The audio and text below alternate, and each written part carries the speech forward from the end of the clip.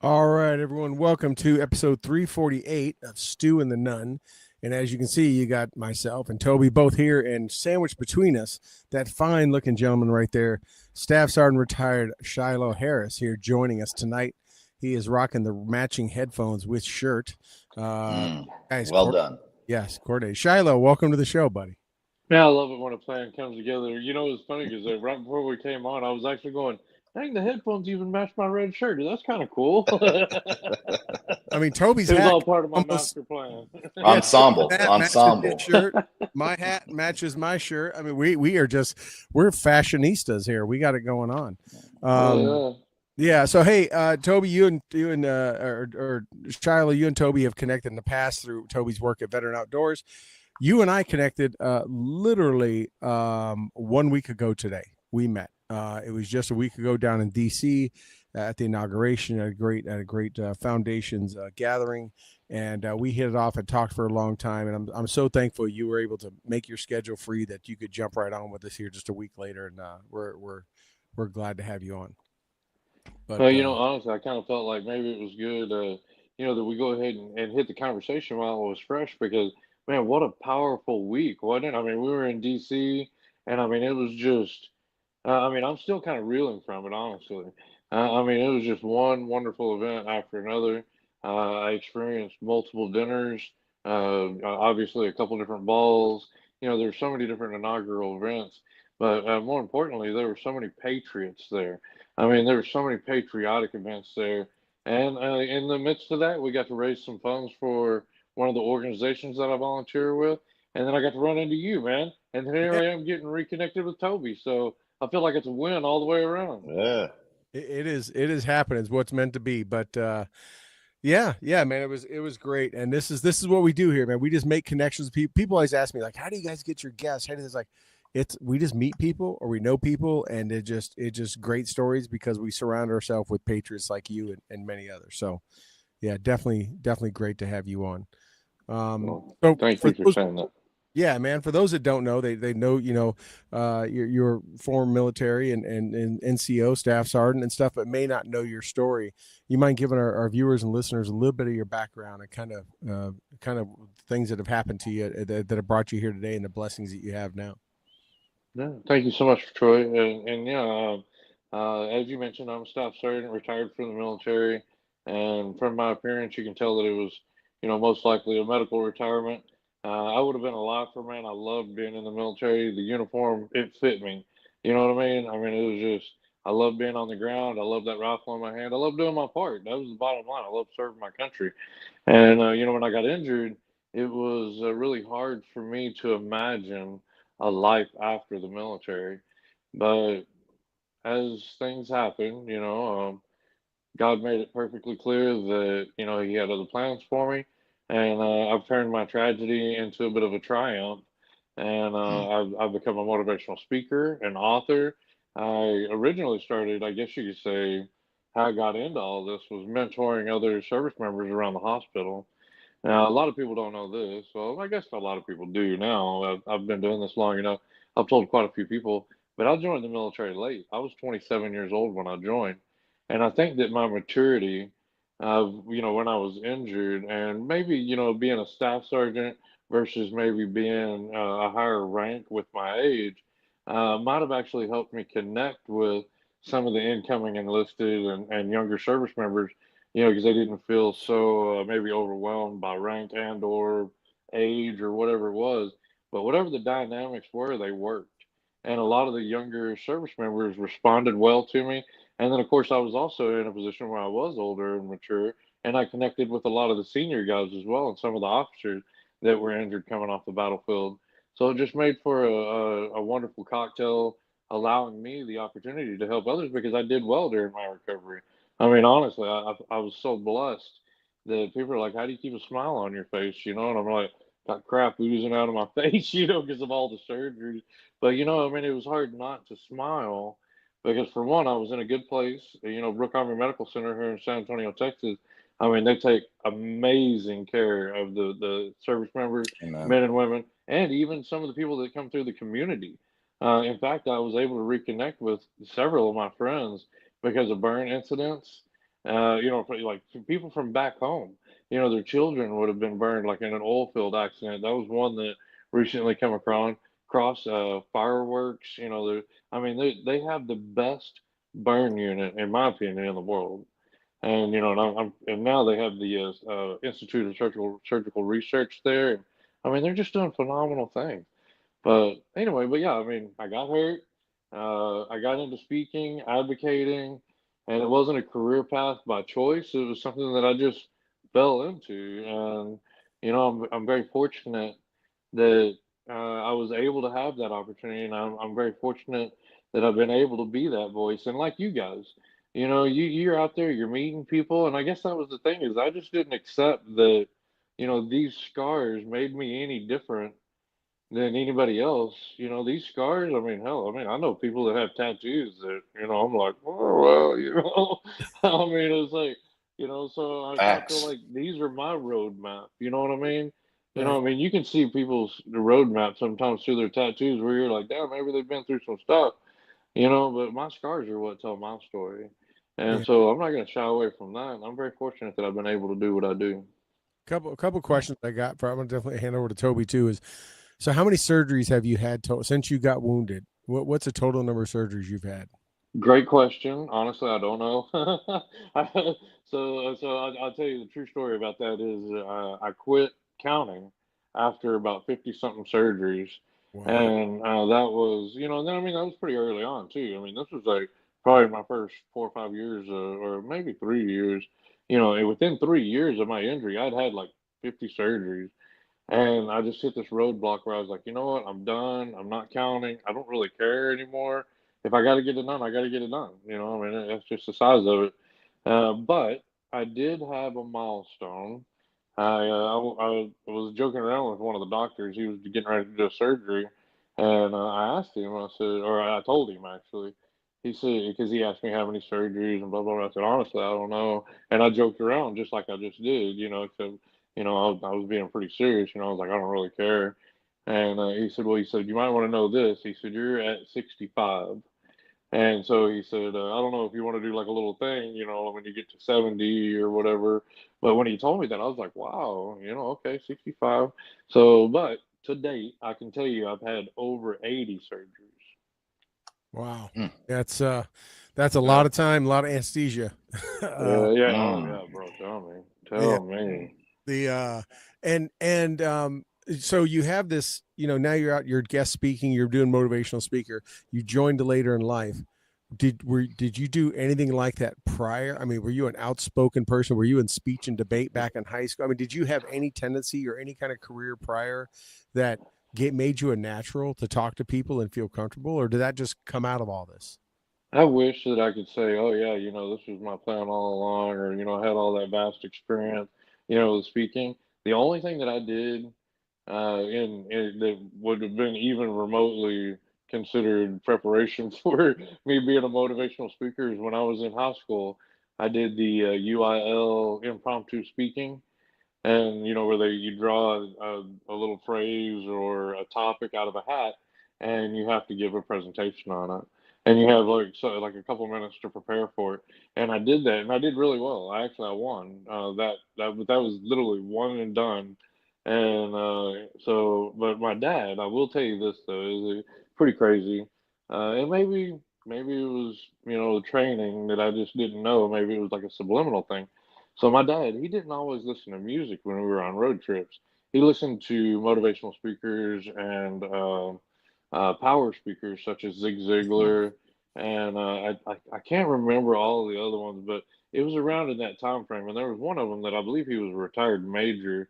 His last name was Knight or Knightley or something like that. And my dad had like all of his cassettes. You remember the cassette chips, Yeah. I know we probably do. We do. Absolutely. Yeah, what's funny is that the other day I saw somebody in a picture that had one of those 8 tracks. The 8 track. Oh my gosh, I was like, man, that was when I was a kid. I know that thing looked like a cassette, like a big cassette, VHS good tape, but yeah, my dad, that's what we were listening to on road trips. And when I say I was young, I mean, hell, I was like pretty young. I mean, it was probably between the ages of 7 and 12, 13 years old. That was our road tunes and road entertainment.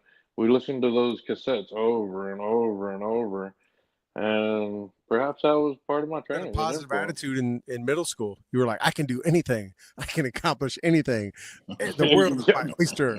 You had every I try to keep that mentality. I do. And and I guess that's another reason why people are like, "Why you got a smile on your face?" And I'm like, I guess because I know I can. I mean, I'm blessed, and I do things. I still feel like I can do things that some people can't do. And they're not injured. So I mean, why should I be upset, dude? I'm happy. I'm blessed. What, you got something, Toby? No, I just I was just thinking about the past week that you guys had, and Shiloh turned up in like 3 or 4 of my friends' pictures. So I was like scrolling the other day like through Facebook or and Instagram, and there's Shiloh, with someone I know. There's Shiloh. There's Shiloh with someone I don't know. There's Shiloh. I was like, man, you look good though. You had the good uniform on. It still fit. I was like, look at this pimp. Look at the pimp. Looking good. And man, he was. I also like how you said I had several dinners. You're like every ball you went to, you're like, yeah, I'll take a plate. I did. I mean, honestly. Oh, and y'all might have heard too is that there were several people that were talking about like having cold symptoms or just climate issues, whether it be allergies or whatever. But I mean, it was like I was starving like the whole trip. I mean, I would literally leave like one event. You just said it. I mean, that was no joke. I mean, I'd leave one event and I'd get to the next event and they're like, "You want something to eat?" And I'm like, "Yeah, sure, I'll eat." I mean, I I'll probably ate take a like plate. 5 pounds a day. He's like, this uniform still fits. Come on. Yeah, he's like, hey, lay up. Tighten that thing down. Squeeze in there. Yeah, so I mean, it was we only got to hang out a little bit the one day, but I mean that was something I just happened to stumble into because I knew someone that was helping put that event on, and then meeting with obviously with you and Russell Brand, Danica Patrick, Mark Geist, Robert Davey. I mean, it was just not Amos. I mean, nonstop of just so many people in this room just after the inauguration, down in the basement of the Hyatt Hotel in the ballroom, and just walk into all these, power players, people that are very well off, that are, making big donations. And, you were a star of the show. I mean, you were, I know I missed part of probably when you were up there before, but I know Russell was talking about you at great length. And I imagine you guys had some good interaction before I got down there. Yeah, that was so humbling. And I don't mean that. And I do mean humbling. And I mean that's another reason. I'm like, why shouldn't I smile? I'm so blessed, and I don't always show up to be the star of the show, but sometimes it's like I said, I walk in, I got a smile on my face, and if people ask me to wear my uniform, I wear my uniform. I used to kind of feel like it was a bit of a gimmick, to wear my dress uniform at some of these things. But I've come to recognize, and I've had several veterans tell me, they're like, Shiloh, what you do is you're the voice for a lot of veterans that can't be here today. When you wear Truth. that uniform on stage, you're representing your brand. And when they say your brand, you're talking about other veterans. You're talking about veteran initiatives. You're talking about the service members that have given so much for our nation. And you talked about these celebrities. Danica Patrick was there also. I mean, we got NASCAR. We got, I mean, football players. I mean, you name it. All these different fields of entertainment, so to speak. And big names of these people want to be around individuals that thrive to be better and serve the community in some way, right? And so, it's like I didn't intend to be the star of the show that day. Yeah, I was emceeing. I mean, and I was certainly there to give credit to other people. But when Russell Brand came up there, I mean, it was like he just kept talking about Shiloh and what an impression I made on him, and it was so extremely humbling to me. And I can't thank him enough for that. But at the same time, glory to God, first of all, Hmm. and we are, and I just want to represent, my brothers and sisters, honestly, that didn't make it home, and I want to help these other individuals, such as, we were the event that we were having, we were there supporting a program called Helping a Hero, and that is an organization that provides adaptive homes for the most severely injured service members that have been injured in combat, in most cases. But the program has built over 200 homes or around 200 homes in 27 states. And I've been so blessed to be a part of the program. When you see a young family, like a service member and male, female, I mean, these injuries, they're not gender specific. There's men and women that have significant injuries, both legs missing, an arm and a leg, two arms and a leg. I mean, you name it. I mean, the list goes on, and these injuries. And when you watch a service member coming through the door of that house, whether they're on their own legs, their prosthetics, or in their wheelchair, and you see that family following behind them, and you see the smiles on their children's faces. I mean, it changes you. It changes you right here. Yeah. And now, and once I realized, what that program was doing, because I went through it, I remember them calling me and they was like, "Hey, Charlotte, we want to give you a house," and I'm like, "I have a house," and they're like, "No, we want to give you a better house, something that's going to help you with your lungs and provide you a better atmosphere to to help you stay cool and during the summer." And I was like, "Yeah," I said, "but there's other people out there that need houses more than me," and I tried to give them a list, and they built me a house anyway. And they took my list, and they've been providing people with houses since then. But it's like they did provide me a house, and I watched the smile on my children's faces, and I watched the experiences that they had through that house, and it changed our entire family. And I knew I wanted to be a part of something like that.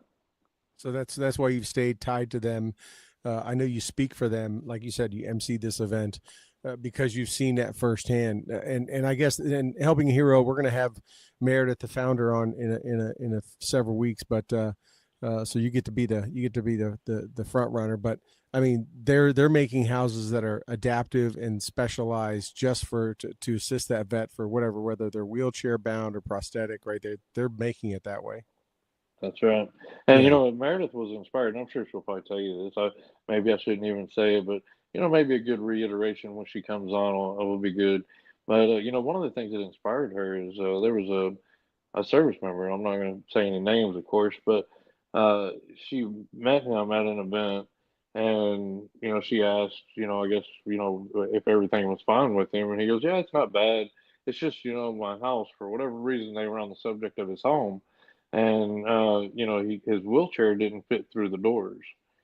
And so he would usually have to get out of his wheelchair and crawl down the hallway to go to the restroom, and then crawl back to his wheelchair after he used the restroom, because the doors weren't wide enough for his wheelchair. And I mean, it was like she heard that and she was like, "My God." You know, Yeah. who's helping you with that? Are you getting are you getting this fixed? I mean, and imagine that somebody that's missing both of their legs because they were on the battlefield, crawling down the hallway because they can't make it to the bathroom in their wheelchair.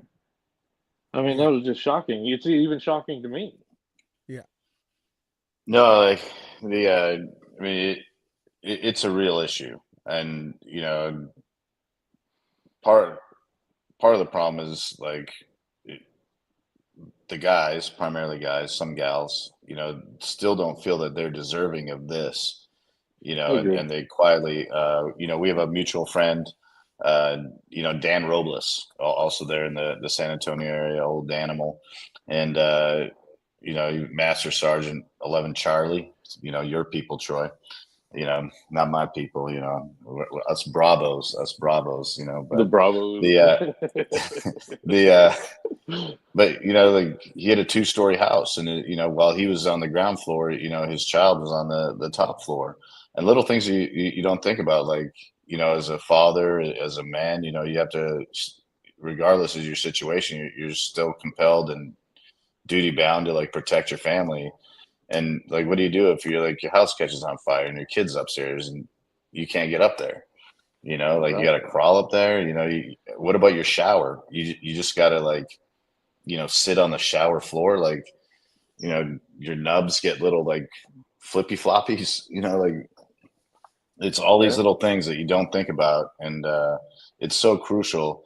And one thing that she did a really good job of, and is she mobilized, and she's a, like, and I mean this in like an exceptionally polite way, but she's a force to be reckoned with. And, like, and Guaranteed. she's, she's a force to be reckoned with, and she's got some contacts, and she's not afraid to touch them. Right. She's not afraid to like hit that, green button on her phone to, get in contact with people. And, I feel you. like she's mobilized great people. I mean, she got Roger Clemens behind her. She got a bunch of these like people like that brought their rich friends, and then people that wanted to impress their rich friends, and like leverage that to really make an impact. And like, and when I say an impact, like a real impact, not just, hey, like we're gonna, love on you for a little bit, and and we're gonna give you this cool thing. Like we're literally gonna change your quality of life, and it's impressive. When I saw that they were having an event up there, I wasn't surprised, because again, it's a force of political nature involved in it. But I was also like, good, like this is the stage it needs to be on, because these aren't little things. These are big ticket items. These houses aren't cheap, even in Texas. Uh, like, because she started out of the Houston area, and it's like wherever. Would you say 27 states, Shiloh? Yeah. Yeah, like these are big ticket items. They're not like, hey, I'm gonna get you this little thing, this trinket. Yeah. No, like these are at least a $500,000 each, at least, and that's in a cheap state or a cheaper state like Texas, and that really just made a lifelong, lasting impact. So kids can be raised with their parents like fully able to like deal with them in their homes, and Yeah. and then just everything, the cabinetry, just like the pulling down of a cabinet, like some of the stuff just mind blowing. Like someone thought of that and put it together, and it just it's awesome. I love it. Yeah, I've watched some of the partnerships come and go because I've been a part of the program for quite a while now. I got injured in 2007. Sometimes it's hard for me to even think that it's been that long. Because I still tell my story, and I'm sure you guys might really be able to relate. I mean, it feels like our military service wasn't that long ago. Yet, I find myself reflecting, Yeah. and I'm like, holy crap! I'm like not just one or two generations. I might be three or four generations now. I don't know. I mean, it's been a minute. I'd like to touch back on a couple things that you said a minute ago. Talking about these houses. We have a great partnership right now with Lennar Homes, and you're right. These Hmm. homes are really nice homes. They're in great communities. because one of the things that the organization strives for is putting these service members and their families in a community where they're going to have long-term success. And that's what I was doing. I was making some notes over here to make sure, that I touch back on this. But, just to make sure that the listeners know too, you said something else about the veterans being stoic, not necessarily wanting help or accepting help, but sometimes they don't know that they have help, such as these organizations. I believe the organizations are great gap feelers.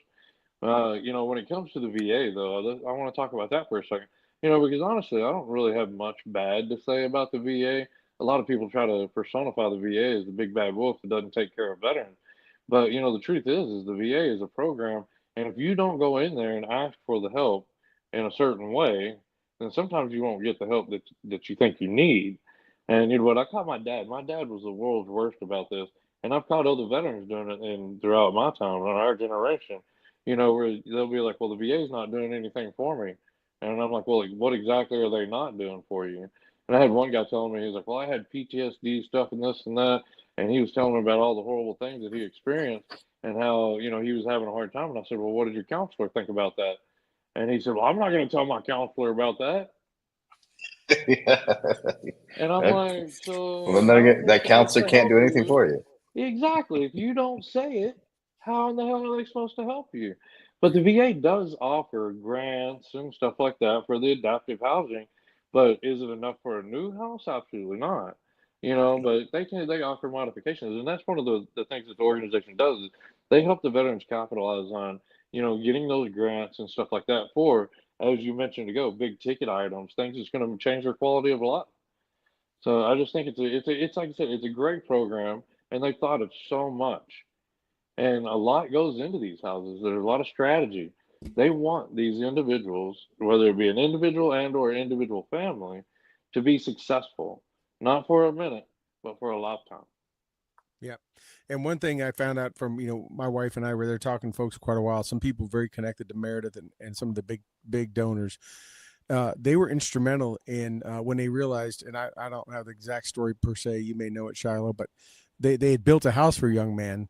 I believe it was, but the property taxes, the taxes were more than they could ever afford. And they say they built in this great neighborhood, but then he couldn't have handled the property taxes. So they were instrumental in affecting legislation change. And it's been happening all across the country. I mean, there's certain states that don't charge property taxes, but these were states that did, county, and they pretty much started affecting change for those that are disabled, permanently disabled, 100% disabled, that they pay no property tax, so they could build them a house in a nice area, and the veteran and the doesn't feel like they're saddled with this burden now of how they're going to pay off property tax for this wonderful gift they've been given. That's some of the stuff I know that Helping Hero has been doing too. They've been very instrumental in that, which Absolutely. Yeah. And that has been really good. And you're right. And that's why I said they've been doing this long enough now, that they've learned a lot of lessons, sometimes the hard way, unfortunately. But that's the thing is, at least we've learned. And, but, you think about this too. I mean, I'm in Texas. Where are you guys at? I'm in New York. New York? Toby's in Mexico. You're in Mexico? You live in Yeah. Mexico? He lives between. No, I go back and forth between Georgetown, Texas, and Cabo San Lucas. Oh, okay. All right. Well, I mean, I'm We got in general. But, we got a little business down here, so.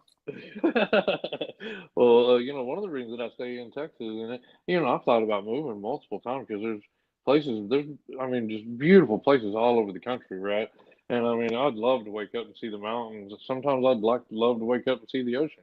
But I mean, I've been in Texas because honestly, I mean, it's close to the hospital for me. If I ever have any issues, it's right here, and I feel like the VA in San Antonio takes really good care of me.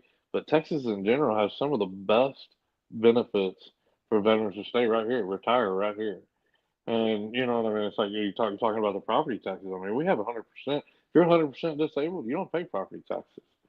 Right. And that's a big thing. You know what I mean? I mean that's a really big thing. Texas is listed as the #1 state, the best state for a veteran to live in. It's right up there. I mean, that right behind some of the Carolinas and that kind of stuff. But it is. Yeah. Florida's, I think, another big one.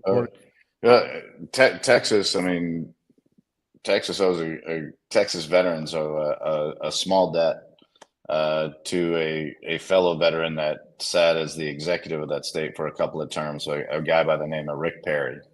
And like every Texas veteran owes a little bit of a debt, because a lot of these big, veteran initiatives, he was the number one ambassador, number one evangelist for, and just had his party just beating that drum, to help the guys and gals get what they needed, and for the state, the republic, to really support it as it needed to be. To make sure, you said Rick Perry, right? I did. Yeah, I love that guy. I'm gonna tell you, I've met him so many times. I've seen him at so many different events. Because you're right, he wants to be right there. He wants to be with the veteran, and he is. He's a good. Well, he is a veteran. He's Air Force veteran. I did not. Honestly, I didn't know that. I did not know that until just now. And, wow, Eagle Scout. Yeah, and you should probably call him up, because he might be on the board of regents at a little school called Texas A&M. Oh, no kidding! Oh, well, I love him even more now. Yeah, big time Aggie. Yeah. 8 Medal of Honor recipient. Well, I say I'm a big time Aggie. I'm a big time Aggie fan. I'm not a graduate. You're about to be. EBV course. I did an EBV course here, Entrepreneurial Boot Camp for Veterans, and That's anyway, right. So I got affiliated with the campus at least for a little bit. I got a tour of the facilities and everything. And what is it? 8 Medal of Honor recipients? I mean, come on. Yeah, it's a big number. Yeah. Oh yeah, it's a big number. The Corps Cadets is no joke. Amazing. I've got to experience a few of the ceremonies and stuff now, and that's just. I mean, it's so amazing. I love being here. I do. I love being able to come here on campus and visit. And but I hope that one of these days I get to go to school here. Getting there hopefully here pretty soon. It is a great school. A little partial to the Citadel, so when we talk about Corps, I've given them a lot of my money, so I've got a little bit of allegiance.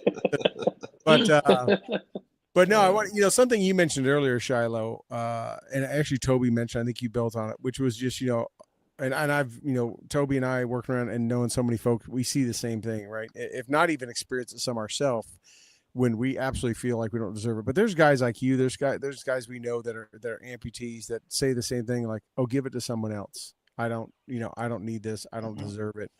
That's selfish, that unselfishness that veterans have, that just happens to come about because they go, hey, I was just doing my job, right? I was just doing my thing.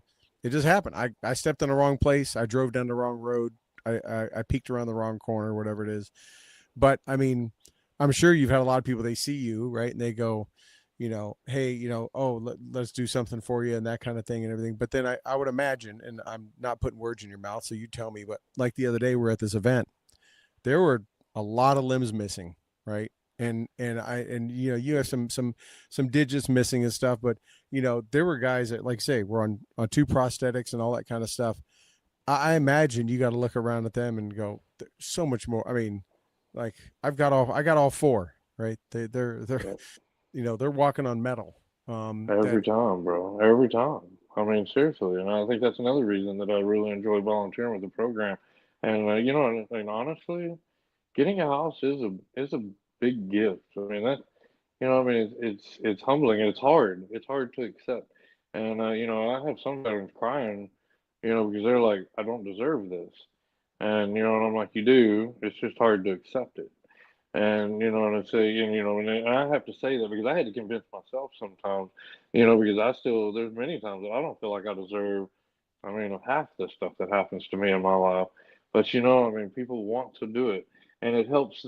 Sometimes it helps these individuals want to give back because for whatever reason, maybe they had a family member that served in the military, or maybe they lost somebody in the military, and they want to feel like they're serving their community. And you know what I mean? And it's hard for me to even say that, but you've got to cope with this in some way. And in the house with the AC system, it changed my life. It really did. I could go from being outside. I could damn near set my clock and calendar on when I would get sick. There were certain times of the year when I was like, I'm getting sick here, I'm getting sick there. And I'd walk into the emergency room and I'd be like, I need this, this, and this. And it was just like that, every 2, 3, 4 months. And when I got that house with that special filtration and stuff like that, I mean, it changed my life. I was healthier. I didn't get sick as often. I didn't have to pay as much in utilities because the AC couldn't keep up with the heat here in Texas. And I mean, there's a lot of things that come with this, that the veterans may not consider. And I guess that's where I found myself is, helping people accept this huge generosity. And I'm like, this isn't just for a year. This isn't just, I mean, this is going to change your life, brother. Please accept it. And, here's the thing is they always have that opportunity to continue to serve in the program. They can pay the money back. They can give it back. Right. But let's get you set up right now. Let's set you up for success. And then if you want to contribute back to the program, do that. But if not, and you just want to ride it out, that's fine too, man. I look at some of these guys, like you said, walking on metal or, missing an arm or whatever the case is, and I'm like, you've given, you've sacrificed. I mean, hell, I spent 3 or 4 or 5 years in recovery, and each day I want to continue to serve in some way because I do have both legs and both arms, and I just feel like until I can't give anymore, I'm going to keep giving. That's just me. And you said it too a minute ago, that selfless service. That's because from the minute we join the military, we're taught our core values, and I live by them today: loyalty, duty, respect, selfless service, honor, integrity, and personal courage. That's the core of each and every one of us that puts on a uniform. And I'm not just talking about in uniform. That's what we live. That's how we live our lives each and every day. Right. Yep. And go ahead, Shiloh, who do you think militarily, not necessarily of our generation, who do you think militarily inspired you the most post injury to drive on? Because I know you had it I know you were inspired pre injury, but post injury, you really like stepped it up. I mean, everyone, connected in the past and stuff like, but you had a really good reputation as a non-commissioned officer, and you're like, so who was it? I know you were going around BAMC, like walking them halls there and, mentoring people and doing things, but who was it that really like kind of said, or got you in your head going and in your heart going, let's roll? Yeah, man. I'm gonna try not to cry when I say this, but I lost 3 soldiers, and I remember my driver. My friend, my driver, the day that I was injured, I was a truck commander that day. My driver come into my hospital room. We were having the conversation, and anyway, he saw me laying there in the bed, and he was injured, but he wasn't disfigured quite like I was. Of course, he had shrapnel in his stomach. I mean, he got hurt pretty bad, but able-bodied for the most part. He's got his fingers, toes, blah blah blah. And he walks in, he sees me for the first time, and he immediately just starts crying. And I go to try to comfort him, and I'm like, man, I said, it's gonna be okay. I was like, I'm good. I'm alive. Anyway, we chit chatted a minute, and I said, anyway, I said, one of these days, I said, we'll all get together and we'll have a beer, and hopefully we'll talk about this day, and figure out what happened. And he looked at me with that deer in the headlights, and I knew that we had lost somebody, and I said, who did we lose? And he said, we lost everybody. He said, it's just us, man.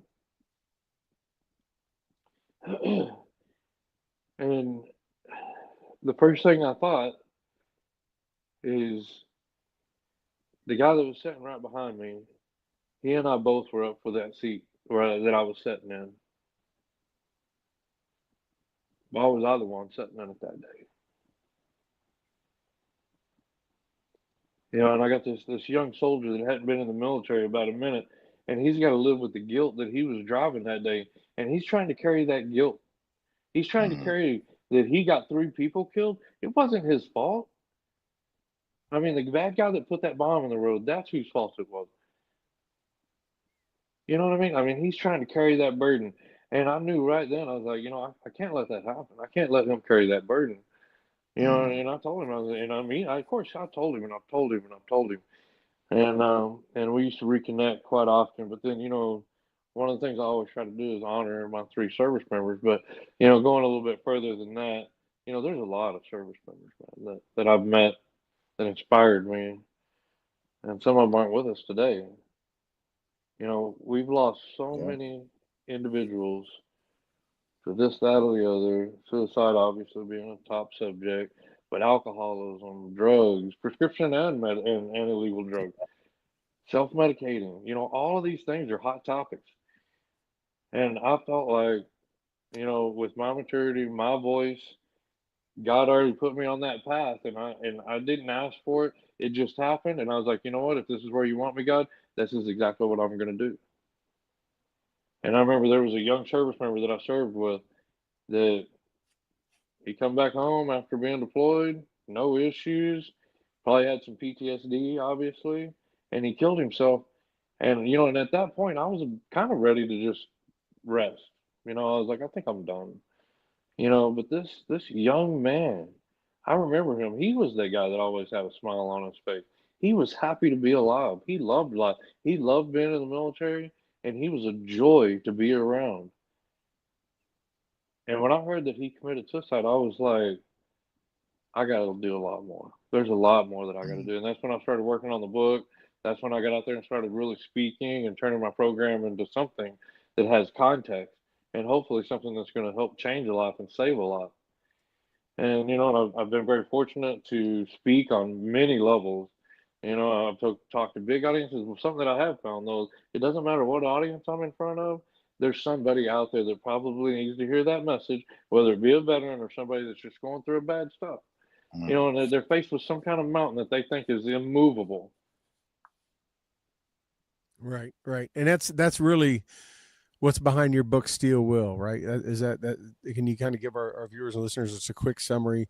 I mean, it's up on your site, right? Your site's up at shiloharris.com, but Steel Will, which is interesting, right? Because you spelled it Steel, STEEL. Oh, look at that! I got a copy right here. Look at that. Oh, what do you know? Look at that. Yeah. Trying to get it to where it's not all fuzzy. No, you got it. It looks good. You got it. You're good. But I mean, you picked that title, obviously, you know, for a reason, and kind of what that. Can you kind of give us a little bit about what that book does and what it says? There was so many times, man, I felt like I was broken, you know, or I was going to break, so to speak, you know, because I felt like the weight was just too much. You know, personal challenges, physical challenges, mental, emotional. I mean, I've experienced all of it, as you can imagine. I mean, look at me. I look like a hot mess, right? But, you know, I mean, true story is, you know, steel gets tempered, you know, and it bends, but it doesn't break. And that's what I don't know. I just kind of felt like that might be my persona is, you know, I can bend with it if I have to. You know, if it gets bad, I'm just going to keep bending until, you know, it's time to come back up or, you know, try to fix it, you know. But the other thing about, you know, you know, I'd like to share something with you guys. I like this. Y'all know Mike Huckabee, right? You know, a lot of people know Mike Huckabee. Great patriot. Love him.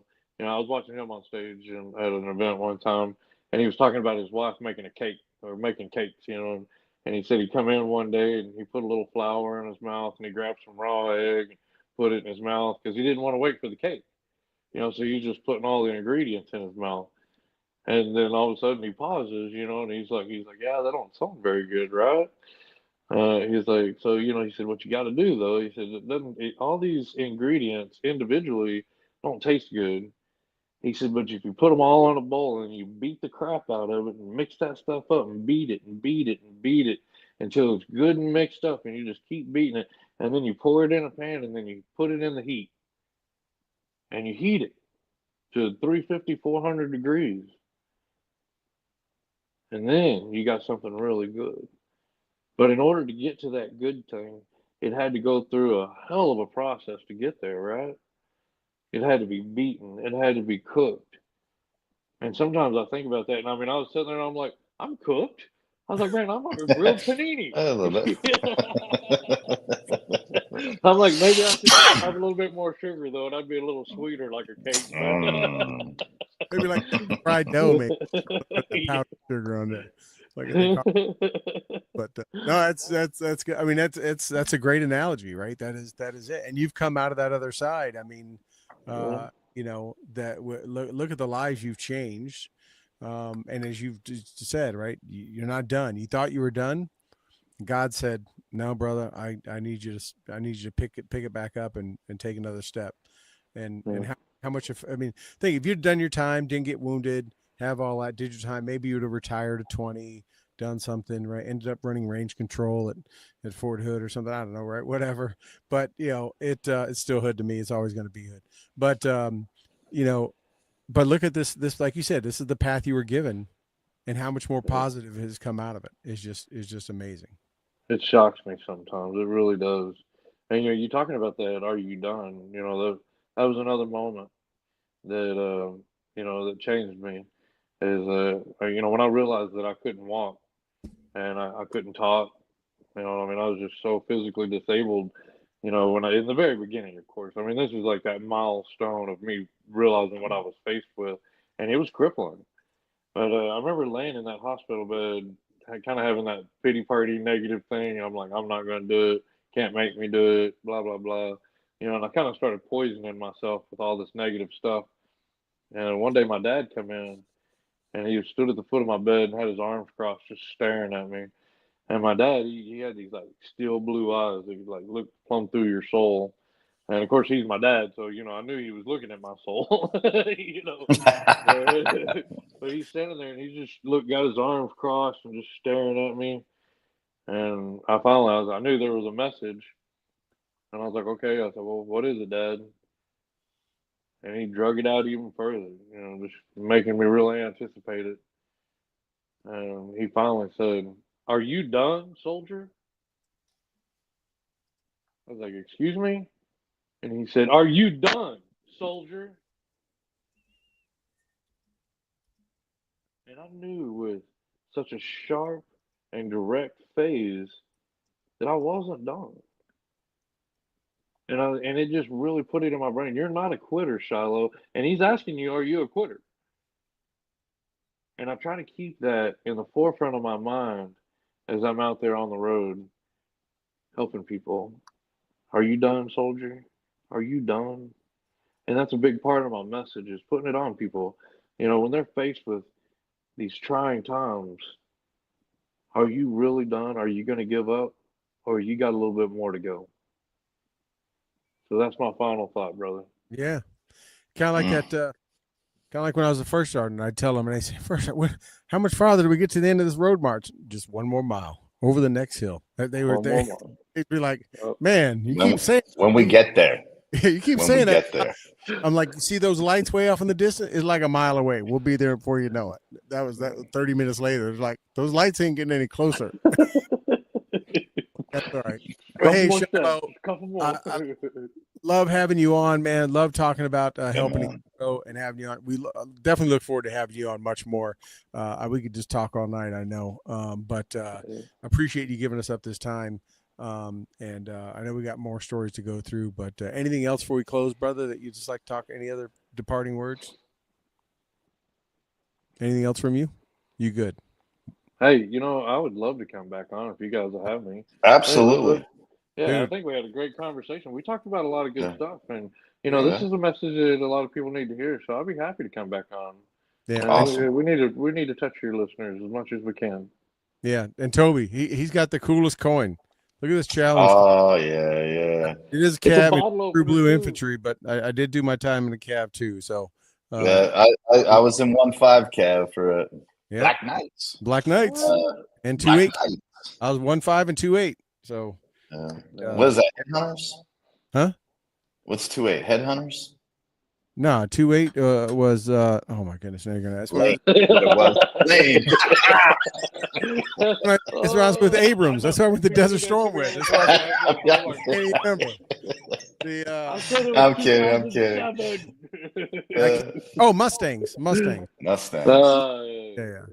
That's when Abrams was my company commander. Yeah. So, anyways, hey, well, thank you so much, Shilo. Thank you, Toby. Everyone, thanks for tuning in, watching, listening. Many more great guests lined up coming up. We are Rob, the unpaid producer, is racking and stacking them. So want to thank you guys so much, and hope you guys have a great night. If I can get this thing to play.